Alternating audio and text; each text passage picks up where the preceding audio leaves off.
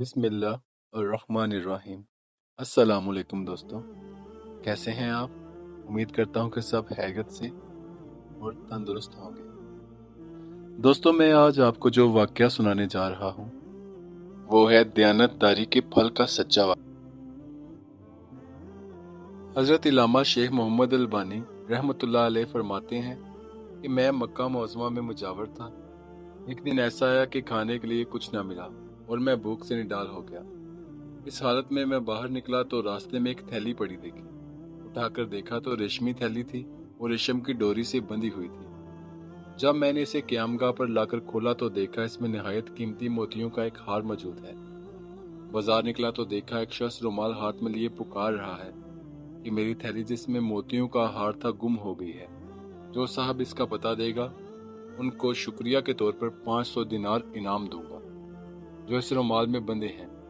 फिर आप फरमाते हैं, मैं शख्स को अपने घर ले आया और थैली निकाल कर इसके हवाले की।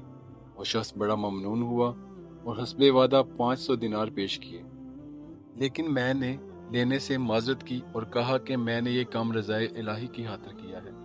उजरत लेकर मैं अपना अजर ज़ाया नहीं करना चाहता। ताहम इस शख्स ने इनको कबूल करने पर बहुत जोर दिया, लेकिन मैं बराबर इनकार करता रहा, यहाँ तक कि वो तंग आकर चला गया। इस वाक़े के कुछ अरसे बाद मैंने मक्का मुअज़्ज़मा से रफ़ सफ़र बांधा और एक समुद्री जहाज़ पर सवार हो गया। बदकिस्मती से रास्ते में तूफान आ गया और जहाज़ एक चट्टान से टकराकर पाश पाश हो गया। मेरे सिवा सब मुसाफिर डूब गए। मेरे बचने की ये सूरत हुई कि तख्ता मेरे हाथ आ गया और मैं इस पर बैठ गया। बहता बहता एक जजीरे के साहिल तक पहुंच गया। इत्तेफाक ये हुआ कि इस जजीरे के बाशिंदे मुसलमान थे। मैं वहां की मस्जिद में ठहर गया। लोगों ने मुझसे हाल दरियाफ्त किया तो मैंने इनको सारा वाकया बयान कर दिया। लोग ये सुनकर बहुत मुतासिर हुए। लोगों ने मुझसे हाल दरियाफ्त किया तो मैंने इनको सारा वाकया बयान कर दिया। लोग ये सुनकर बहुत मुतासिर हुए और मेरे साथ निहायत अच्छा सलूक किया। बहुत से लोग मुझसे कुरान करीम की तालीमात हासिल करने आने लगे और अपने बच्चों को भी कुरान की तालीमात के लिए मेरे पास भेजने लगे। थोड़ी ही मुद्दत में ये लोग मुझसे बेहद मानूस हो गए और मुझे अपना मुर्शद समझने लगे। के अलावा वो मुझे काफ़ी माली इमदाद भी देते थे और दूसरे एक किस्म की खिदमत करने से भी गुरेज ना करते थे। एक दिन उन्होंने आपस में कुछ मशवरा किया और फिर मेरे पास आकर कहा, हमारी राय ये है कि आप शादी कर लें और यहाँ मुस्तकिल इकामत इख्तियार कर लें। मैंने कहा, जैसे आप लोगों की खुशी। चुनांचे उन्होंने बताया कि हमारे यहाँ एक मालदार यतीम लड़की है। हमारे ख्याल में इसके लिए आपसे बेहतर शोहर मिलना मुश्किल है। अगर आप रजामंद हो तो इससे आपका निकाह कर दें। मैंने रजामंदी का इजहार किया और मेरा इस लड़की से निकाह हो गया।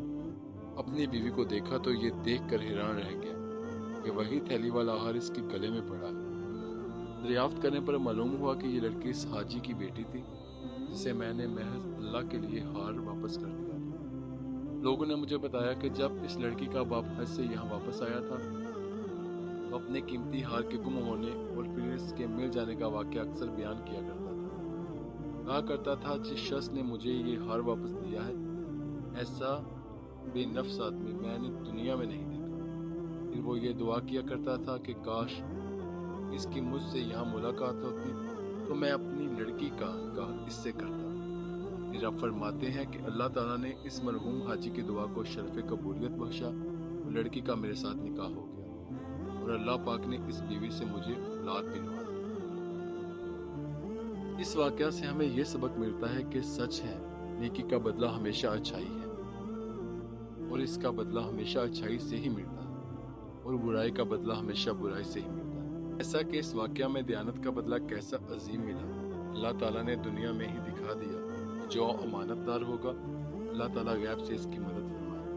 अल्लाह ताला हमें इस वाकया से सबक हासिल करने की तौफीक अता फरमाए। अगर आप हमारे चैनल पर नए हैं तो हमारा चैनल लाइक, शेयर और सब्सक्राइब ज़रूर कर दें ताकि हमारी हर आने वाली कहानी, स्टोरी आप तक बआसानी पहुंच सके।